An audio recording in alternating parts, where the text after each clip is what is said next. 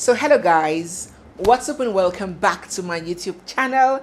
It's me, your girl Barrister Neze, and this is Nezeville. I'm sure we all are aware of the recent rift that broke out in the family of popular Nigerian comedian Mr. Ibu. In my last video, I discussed all of that extensively, especially from the angle of the wife's allegation. I'm going to leave a link to that video in the description box. Now, I almost did not make this video, especially as the parties involved have reconciled on social media, so I felt there was little need for me to do a follow-up video. But because I had already committed to my subscribers that I was going to do a follow-up video, and because I have a very important message to share, an update, a personal experience to share with you guys, I decided that I was still going to do this video. So it's important for us to stick around till the end of this video to get the details of the important message that I want to share with you guys. Very important. So in my last video, a quick recap, we saw Mr. Ibu's wife accuse him of a lot of things ranging from adultery, domestic violence, abandonment, financial neglect, and all of that. Well, in defense, Mr. Ibu teamed up with his adopted daughter Jasmine Chioma, as well as his two grown-up sons, to rebuff all the allegations that Mrs. Ibu levied on him. They also had very damaging claims against Stella Maris. First, they alleged that Mr. Ibu's wife is so insatiable, so materialistic, and all she cared about was money, give me more money, and nothing that was given to her was ever enough. Secondly, they called her a lazy woman who has adamantly refused to work and contribute to the table, especially now that her husband is ill and out of job. Thirdly, they labeled her an ingrate. According to Jasmine, Mr. Ibu's adopted daughter, she said that on this fateful birthday of Mrs. Ibu, she came surprising her with a cake and a technophone, and much to her surprise, Mrs. Ibu looked down on the gift and wondered why they had to buy her an Android phone. So she was also labeled an ingrate. She was also accused of abandoning her husband at his lowest point when he was critically ill. According to them, Mrs. Ibu left Mr. Ibu in the hospital sick and alone and went out partying. They said that she doesn't even know the medication that her husband is on. Jasmine also claims that Mrs. Ibu was in the habit of distancing Mr. Ibu's other children from the limelight and portraying her and her own children as the only family that Mr. Ibu has got. In their defense, they crowned it all up by saying that Mrs. Ibu was so susceptible to external influence who are constantly brainwashing her to act out of line, and she was so impressionable and gullible. So the defense was so intense. Jasmine was spitting fire. She was so upset. The video was so, it was so full of rage and passion. And, she kept on spilling very personal stuff, showing receipts of payments and all of that. And Mr. Ibu also debunked very strongly that he wasn't suffering from any memory loss as his wife had claimed. The whole issue was so messy. It was indeed an eyesore to see intimate family details being spilled online, and people who have not even tested a relationship longer than 1 month were busy dishing advice. But that's what you get when you bring your family business to social media, isn't it? Well, shortly after this incident, the family came out to release a joint video indicating that they had made up and all was bygone. In that reconciliation video, Mrs. Ibu swallowed her words and began addressing Jasmine Chioma as her daughter once again. And Jasmine, on the other hand, started addressing Mrs. Ibu as her mother, while Mr. Ibu, on the other hand, was kissing and hugging his wife. And we just loved to feel the joy and the positive energy in the room. It was a breath of fresh air. Well, to some, but to others, they were not having any of that reconciliation. According to them, that was mere damage control. These set of people believe that those earlier outbursts, those words, those things that were said in the heat of passion are the true state of things between those people, and that this reconciliation was for the gram, it was fake, it was surface and very superficial. These pessimists, as you may label them, believe that sooner than later, these issues will still find its way to rear its ugly head. Some other people, on the other hand, have begged these pessimists not to anticipate any future challenges amongst the Ibus or Okafors. Permits me to call them the Ibus. And that we should take their reconciliation for what it is, its surface value, as genuine rather than probing and suspecting foul play. It will interest you also to know that a good number of people also believe that all of this was merely for clout, publicity stunt. They believe that since Mr. Ibu has been out of job for a long time, he needed some kind of spark, some kind of publicity stunt to make him trend and put his name on the lips of people so that he could trend and perhaps make some cash out of the whole situation. That it was an orchestrated scandal for that purpose, especially with Jasmine involved. People see Jasmine as, the drama queen, the social media addict. You remember Jasmine? Jasmine was in the news a few months ago for meeting a man on TikTok and, getting married to him immediately. And after a few weeks, the marriage packed up. So she trended for that reason. And people were like, you, this girl, I don't trust you. I'm suspecting you. Are you sure that this whole thing was not just planned for more fame and more publicity? And there's the last set of people, call them insane, but they believe what they believe. And they say that this whole saga was scripted to raise funds for Mr. Ibu, that Mr. Ibu has been financially down, and this whole saga was, to raise sympathy for him so his fans can contribute for him. And true to that, ever since this scandal came up, Mr. Ibu has publicly announced his account number, and lots of donations have been coming in from far and wide from his fans. In a live video of yesterday alone, he was able to raise over ₦1 million and counting. So that is the belief of this set of people, financial gain. So let me know what you think in the comment section. Do you think that this was a genuine family fracas that unfortunately found its way to social media?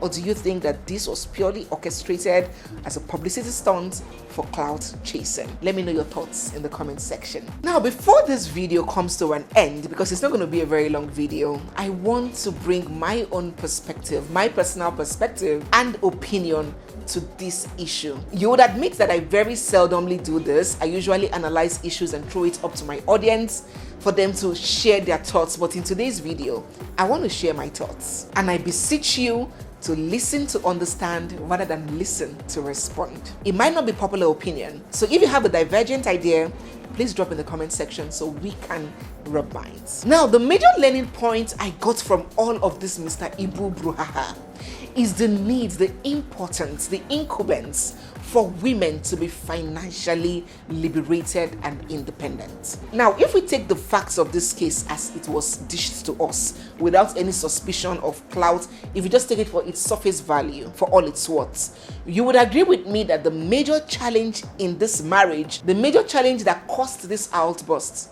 was money. My husband didn't renovate the leaking house, money.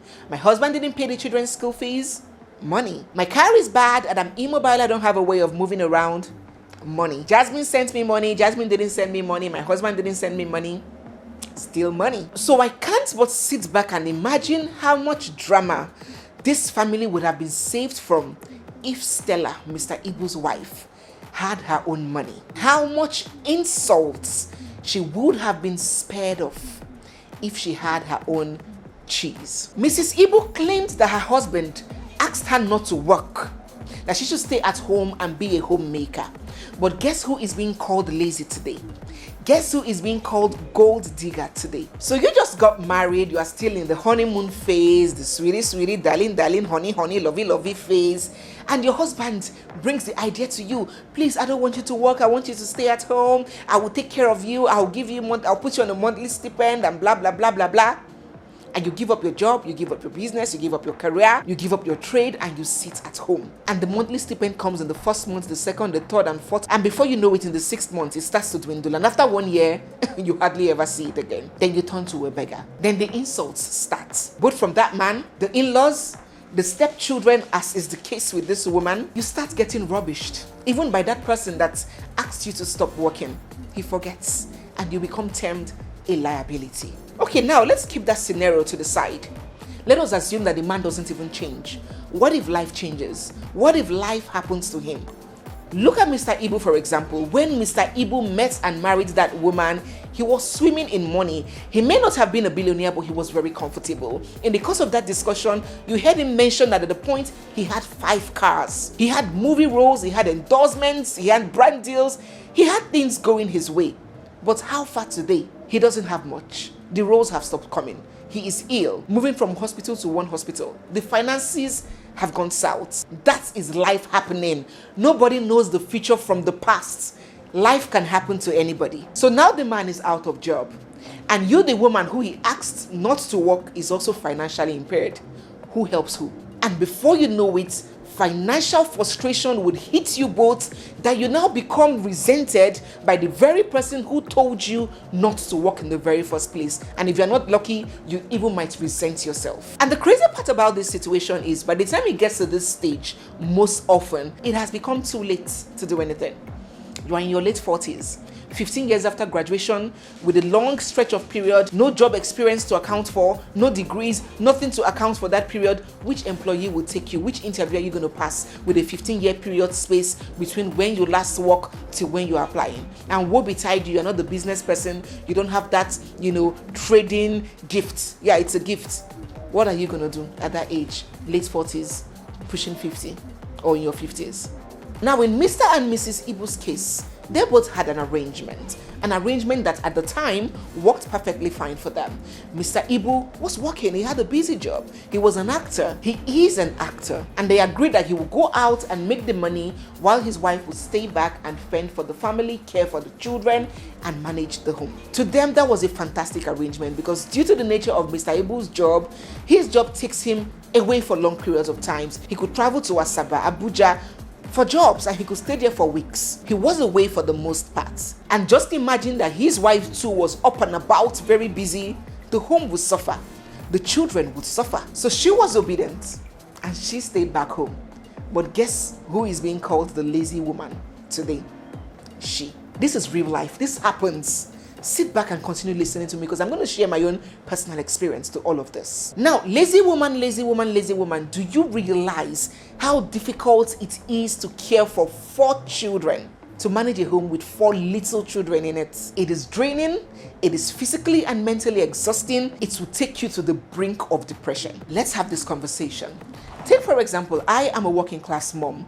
I'm a 9-to-5 mom. I've always been a 9-to-5 lady. I like to work. I've done law practice. I've worked at the bank, and now I'm a middle management staff in my organization. 9-to-5 has always been my thing. I have tested the corporate life, and I have tested, and I am still testing the family life, the housewife life. So recently, I just had a baby who is less than 2 months old. I love my children, no doubt. I enjoy being with and nurturing my newborn baby. But boy, oh boy, am I being driven to the brink of madness? Yes. Am I losing my mind every day? Yes. Are the children driving me crazy? Yes. Do I love it? Yes, but not all the time. Is it easy? No. So you know the drill with newborn babies. All through the day they are sleeping, and at night their eyes pop open, they cannot sleep. I cannot sleep throughout the night. Throughout the day, I am running helter-skelter. From spending minutes or hours in traffic doing school runs, I'm hustling for fuel in the fuel scarcity. Then I do all of their homework when they come back. I'm doing laundry, I'm cleaning, I'm tidying, constantly tidying because I have little boys. I am doing YouTube on 2 channels. Before you know it, this one is sick. I've rushed to the hospital. The other one is purging. This one has broken his hand. I am running helter-skelter. It's immunization day. I'm taking for immunization. Then I attend PTA meetings. I make sure that their uniforms are intact, their shoes are not peeling. Do they need to change their singlets and pants? I have to conduct prayers in the night and teach them the Bible, and jeez, with a little baby in my arm. And let me not even take out the fact that even from the office I'm being called, not like imposing, but I could be asked to please do something. And of course, I have to remain relevant at my job. So yes, once in a while, I still have to do something. I cannot just disappear for 3 months from the office and just show face. No. So I'm combining all of these things. And tomorrow, somebody would call me lazy because I didn't work. So what about my husband, you may ask? Let me get a little personal here. My husband is working. He's at work. Work took him out of town. He is working real damn hard to ensure that I and the children are comfortable. But when he gets back from work in the evening, does he watch Netflix? Yes. Can I watch Netflix? No. And after Netflix, the minute he hits his head on his pillow, he sleeps all night. Do I sleep all night? 2 hours of sleep a night is a luxury. After work, he can choose to grab a beer with a friend and hang out. Can I hang out with a newborn baby breastfeeding? No. He has an hour lunch break at work every day. I do not get a minute break from motherhood all day, all week, all month. Now, I'm not trying to undermine my husband's role or his work. I'm trying to explain the degree and extent of how occupied I too am, despite I'm at home. And I do not have to wear a suit and tie or a coverall to prove that I am not lazy or I am extremely busy. It will be ridiculous at the end of the day for anybody to describe me as lazy. Running the home, caring for children, giving your children the best upbringing is not an easy task. It is demanding, and any woman who sacrifices to do that cannot be termed lazy. That is my point. So will I be a gold digger to ask my husband for money or request that he be financially responsible for his children? I don't understand the gold digging part. Or is it because this whole story has come to the open? How many women do not do this? Is it because the money is being disbursed by a third party?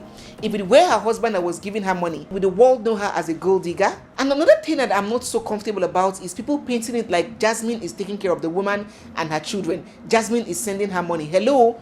Whose platform is generating this money? Who knows Jasmine Okafor? It is Mr. Ibo's platform, his Instagram, his YouTube. It is his face, his brand. So why wouldn't the proceeds of that be used to cater to his wife? Or if his wife asks for money from those proceeds, you say Jasmine is taking care of her. I don't understand that part. Don't get me wrong. There's some parts of this whole story that I do not agree with when it comes to Mr. Ibo's wife, but there's some parts that should also be up for some consideration. As long as it's not wasteful or exorbitant spending, as long as it's not holding your husband to a level or an expectation that he cannot meet, why would it be a crime for Mr. Ibo to constantly, monthly, on a monthly basis, to the best of his abilities, send money home? So as I told you, my opinion might contradict with yours. I would like to hear your own feedback in the comment section. What I am trying to tell you is that it is very important for you as a woman to have a source of living, to avoid these kinds of situations. And secondly, I am trying to disagree with that general assumption. I'm not a stay-at-home mom, but I'm speaking for them. It is not being a stay-at-home mom and catering to the family, taking care of children does not make you a lazy woman. It is risky. It is one that I would not advise, especially if you are staying at home without a source of income in that home. You can be at home and generate income at home. I would never advise staying at home and not doing anything. But if a woman is like that, does not make her a lazy or a gold-digging woman. Which gold? Which gold? It's not how, if a woman, gosh. So I'll just advise my fellow women and men who are listening to me, women, please be very mindful of the kind of sacrifices you make. Because when he read, you won't believe that it's that same man that is doing sweetie, honey, that would finish you. He will not remember. Except it's a sacrifice that you love to make. It is your decision to make that sacrifice. Then the regrets, if there would be any, would be minimal or even non-existent. Make your husbands see reasons why you should be productive. It's not everything, okay, dumb and follow. No, I'm not saying be antagonistic. I'm not saying revolt. But also find a voice to explain to your husband on your own perspective of things. Reason together as a partner. Because truth be told, like one of my friends told me, oh, my husband said he wants only one daughter. He doesn't want children. He just wants one girl. One girl is enough for him. And then my mother was like, this Igbo man I know, an Igbo man. Fine. If this is his mindset now as a 30-year-old man, do you know what his mindset will be when he's 50? By then it will be late for you to take in. Then he will not start craving a son and go and impregnate another woman. Use your common sense and ask yourself, what do you want too? You can't just say my husband wants one child, one girl. You go, you have one girl, you lock up. Do you know how many things that you considered was a smart idea when you were 18? And now that you're 28, you saw how dumb that decision or that concept was. Things can change. It's not everything that must be dumbly followed. Have meaningful conversations. So to wrap up this video, it is strongly advisable, despite this whole charade of reconciliation, we hope it lasts, but it is very important for Mr. Ibo's wife to get hands-on and start doing something. That is the only way she's going to get respect from her husband, from his children, his older children, adopted and non-adopted, her in-laws, and even the society at large. Because at the end of the day, our society does not recognize women who sacrifice their whole life staying at home. You returned liability, lazy, sluggish, unproductive, docile, despite you know that you put in your life, blood and sweat doing it. I would strongly advise for Mrs. Ibu and every other woman watching me, do not sit idle. Do not depend on only your husband's money. Anything can change. Life can happen. Secure yourself. Secure your children. Secure your respect. Thank you very much. Anyways, guys, so this video has finally come to an end. Do let me know what you think about my controversial standpoints in the comment section. It's my opinion. Let me hear yours. Thank you so much for watching. Don't forget to subscribe, hit the like button, and turn on your bell notifications. It's me, your girl, Barrister Neze, and this is Nezeville. I'll see you guys in my next one. For now, bye.